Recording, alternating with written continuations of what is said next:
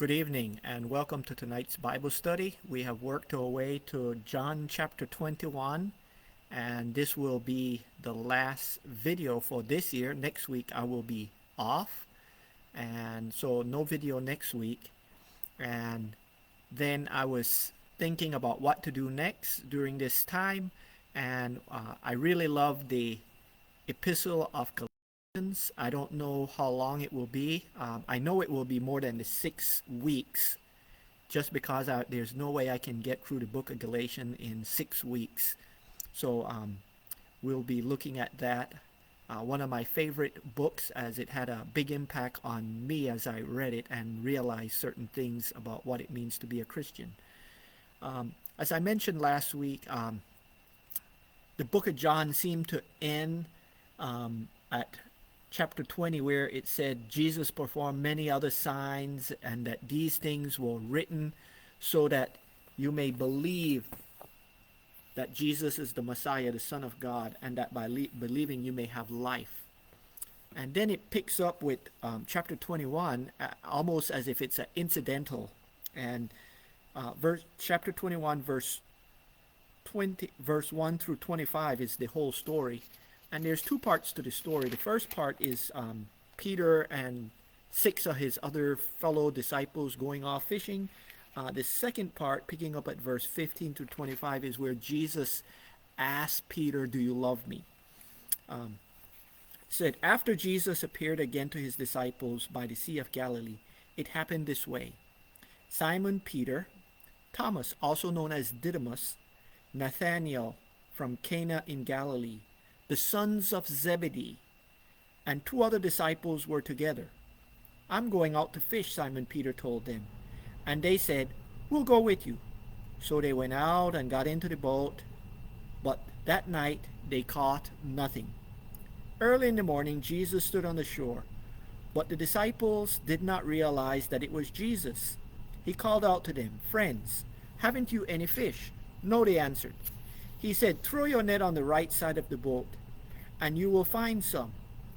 When they did, they were unable to haul in the nets because of the large number of fishes.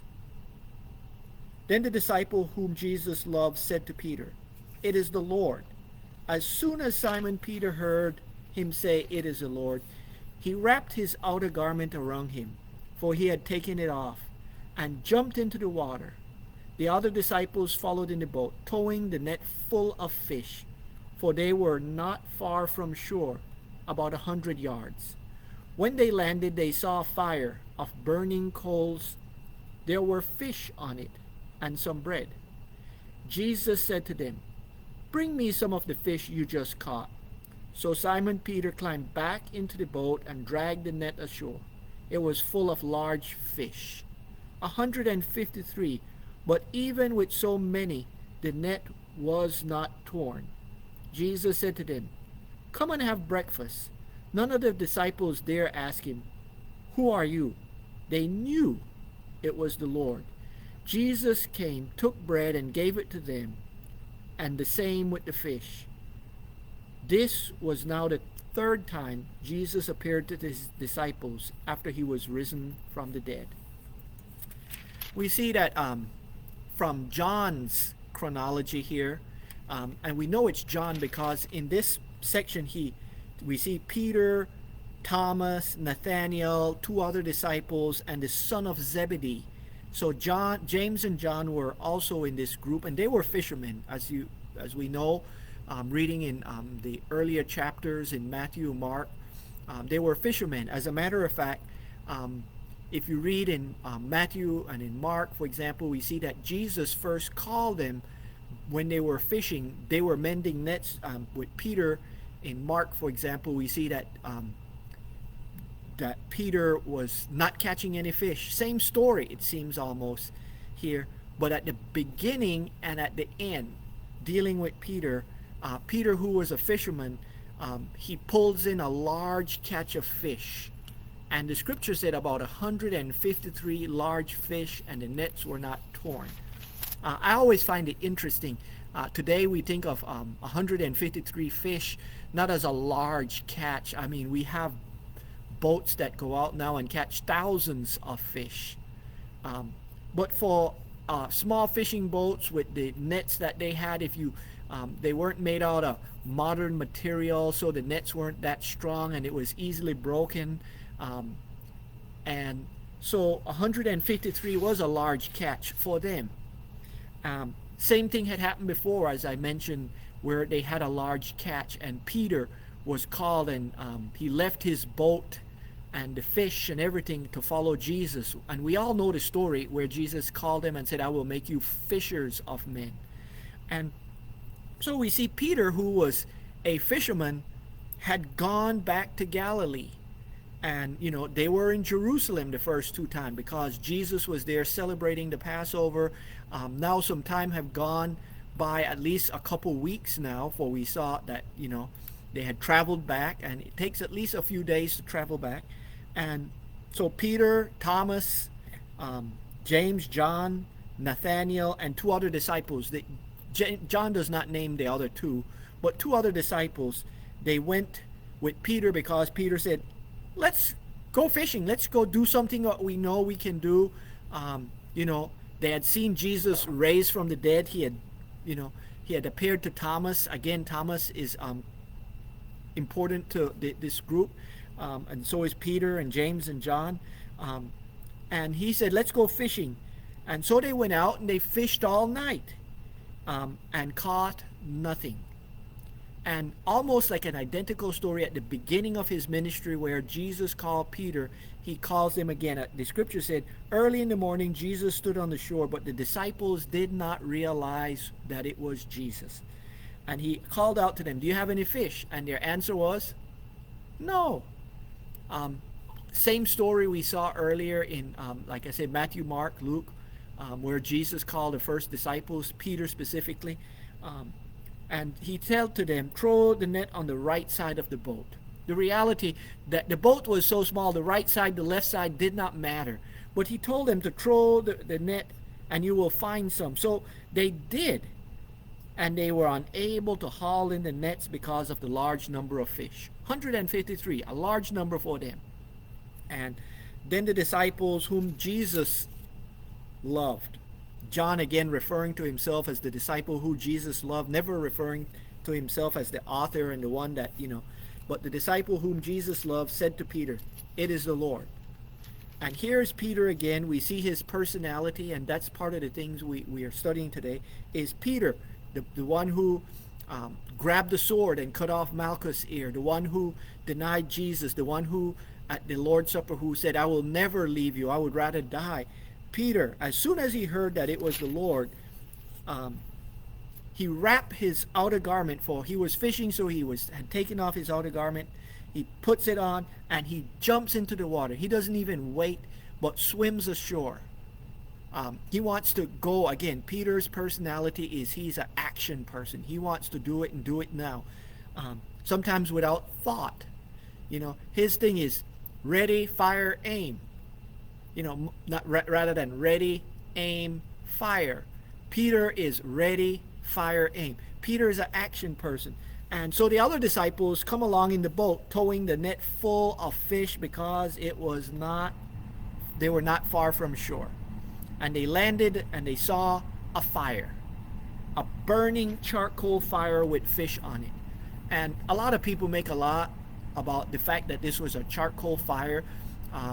Charcoal was wood that they would take and burn and make it into charcoal so that they can burn again later, and it would give off a smell, and it would preserve the wood, and it would burn slower and longer, on and on. They make a big deal about this, but that the reason it was charcoal fire rather than just a fire was the fact that Peter had denied Jesus when he was warming himself just a couple weeks ago by a charcoal fire, and that he denied Jesus 3 times.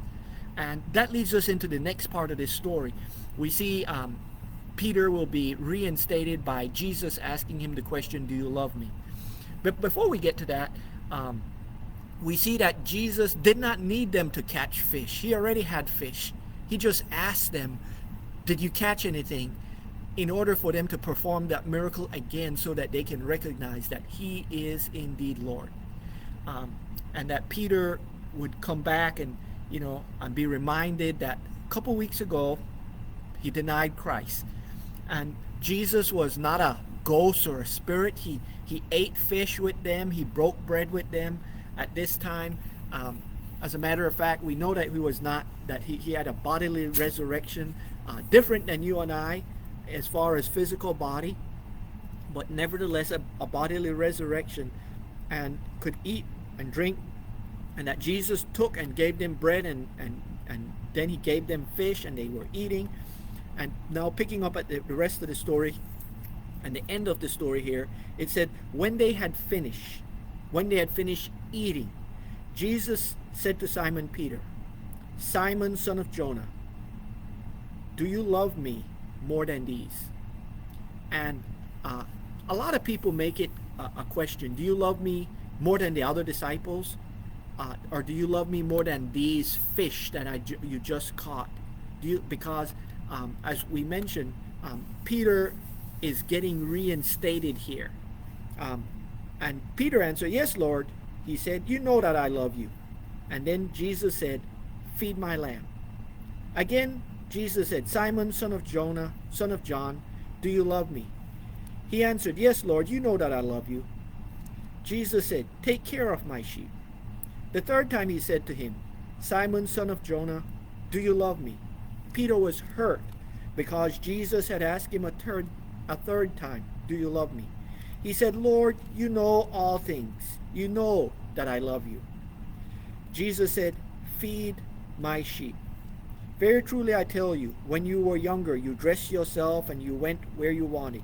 But when you are old, you will stretch out your hands, and someone else will dress you and lead you where you do not want to go. Jesus said this to indicate the kind of death by which Peter would glorify God. Then he said to him, follow me. Here we have an exchange of Jesus asking Peter, do you love me? And Peter answers, yes. And first time he said, feed my lambs.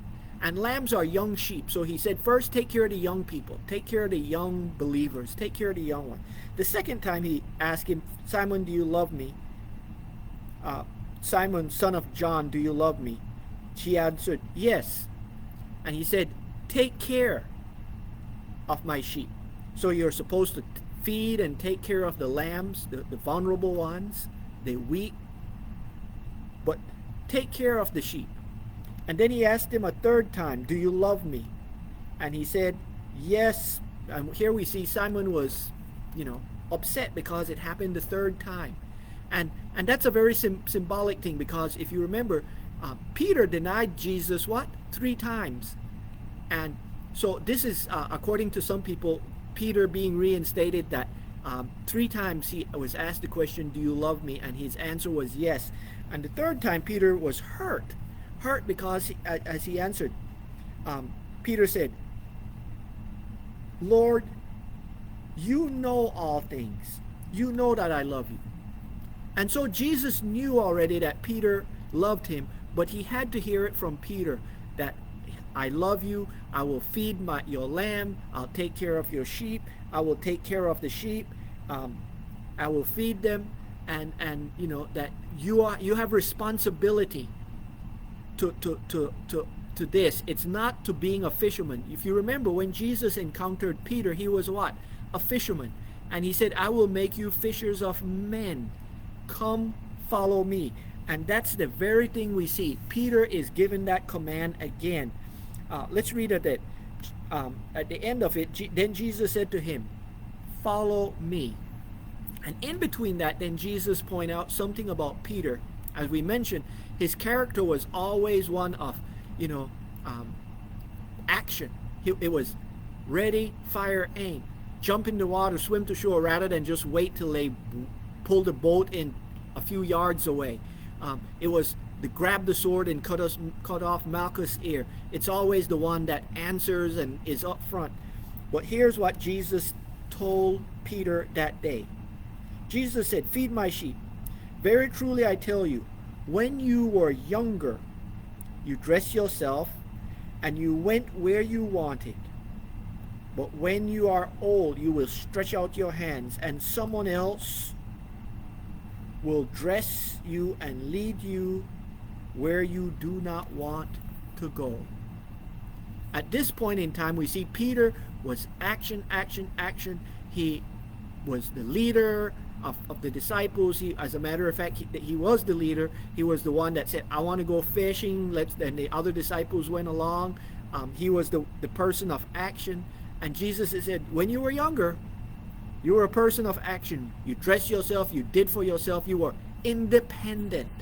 You were independent. You depended on nobody else. You grabbed the sword. You are the one that said and did things. But as you grow older, as you mature, and to be a true disciples of mine is you will stretch out your hands, and somebody else will dress you, and they will lead you to places you do not want to go.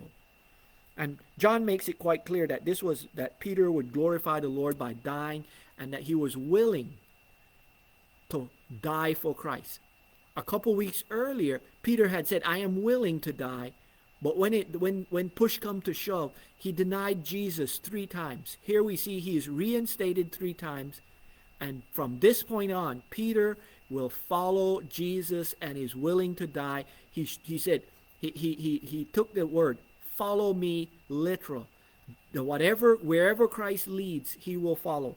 And that's a very important message, not just for Peter, but for all of us. A lot of us like to go, I'm independent, I don't need anybody, I'm self, The reality is we are dependent, and the truth is we are interdependent. And I tell people that in life there are 3 stages that we go through. When we are first born, we're totally dependent. Think about it, a baby, totally dependent. Dependent on other people to feed them, to change them, to clothe them, to put a roof over their head. And think about kids as they start growing, they want independence. Think about a little child when they're walking. They walk away and go in the other room and then run back to make sure mom is still there or whoever is caring for them. And they get more and more independence. And to the point when they become teenagers, and we all went through it, we want our independence from our parents. We do what we want. And that's what Jesus is saying. Peter, you are in that teenage years. You are independent, you are young, you think you have all the answers. But as you mature, you will realize that you go from from dependence to independence. But in reality, as we get older, we realize we're interdependent. No man is an island unto himself. I think about myself even now as I get older. Everything I have and everything I am is dependent upon somebody else. I'll use the example of fishing. I don't go fishing. As a matter of fact, if I had to totally be independent, that means everything done for myself, by myself. Making a fish hook would be very hard. Think about having to mine the material and then smelt it and then form it into a hook. I have none of those skills, and I'm not interested in learning any of those skills. I am dependent on the miner, the steel mill, the producer of the fish hook. And that's just one example. In reality, breakfast today, I was totally dependent upon somebody, just for a simple breakfast. If you had eggs and ham and, orange juice, somebody had to grow the oranges, squeeze it, send it, ship it. Somebody had to have chickens and, ship the eggs around. Somebody had to grow a hog and farm. I did none of those things. I'm dependent on them. In reality is we are interdependent. And that's the idea that I want for us to understand is we are truly interdependent. I depend on you, you depend on me. We do things. No man is an island. As a pastor, I do certain things that people depend on me for, and there are other things I depend on them for. And that's what true maturity is all about, to realize that nobody is truly independent, can live on an island by themselves and produce everything for themselves. And that as true mature Christians, we go from in life from dependency to independence, and then we mature and we are really interdependent. But as Christians, we also need to realize that we are followers of Christ and we are dependent upon Him.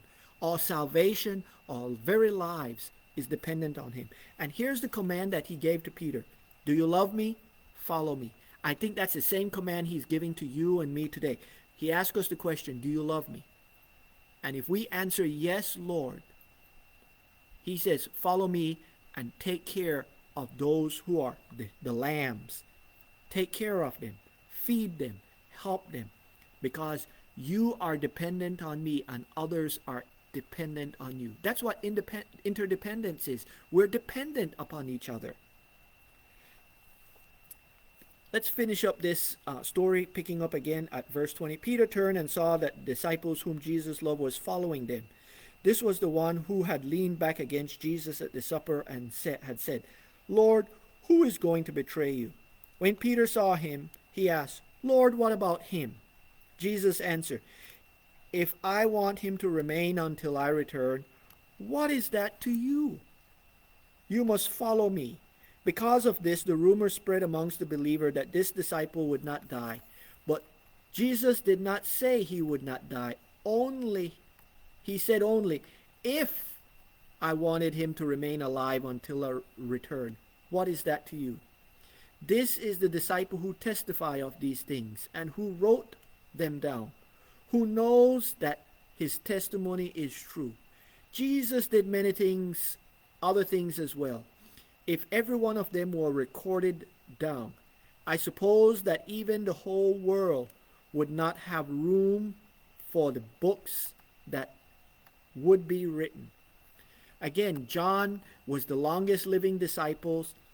As a matter of fact, that's why he could write how Peter died, and that's how he added this appendix and reminded us that Peter died in a certain way. That he said in verse 19, Jesus said this to indicate the kind of death which Peter would glorify God. And he also pointed out that Peter lived a long life after, John lived a long life after Peter. But Peter, again, rather than just minding his own business, he looks around and says, what about John? This disciple,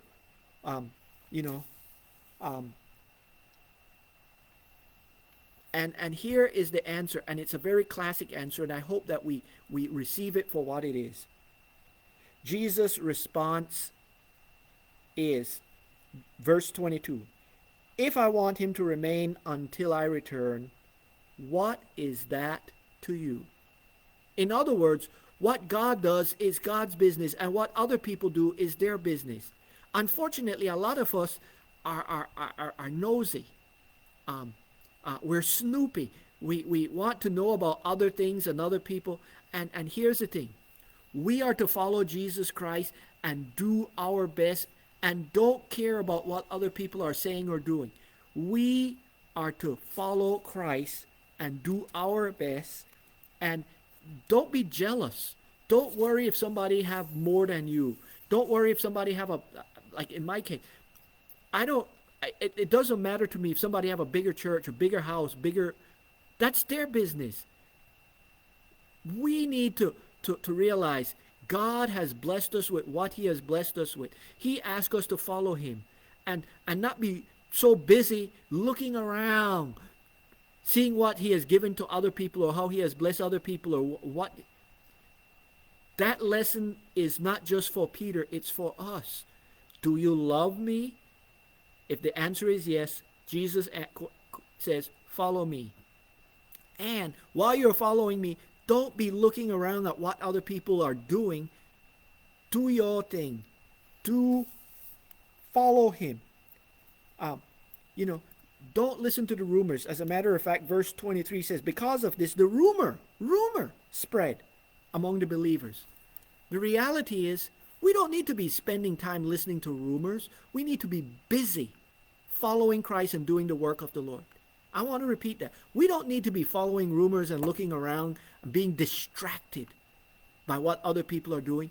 We need to focus on following Christ and doing his business. What they do or don't do is none of our business. As I tell people, what they do or don't do is none of your business. What they give or don't give is none of your business. What you do and what you give and how you follow Christ is what you need to be concerned about. We end this book and this year really, but I hope and pray that this was a very valuable year on lesson that we did. As I mentioned, I'm really thinking about doing Galatians. I know I did it a few years ago, but it was in-person Bible study. I thought, hey, I will do that because there were a lot of people who did not attend that Bible study, and a lot of people would like to hear that Bible study again, and then they can watch it if they want to. So have a Merry Christmas and a great New Year. We'll pick up next year doing the book of Galatians. Blessings.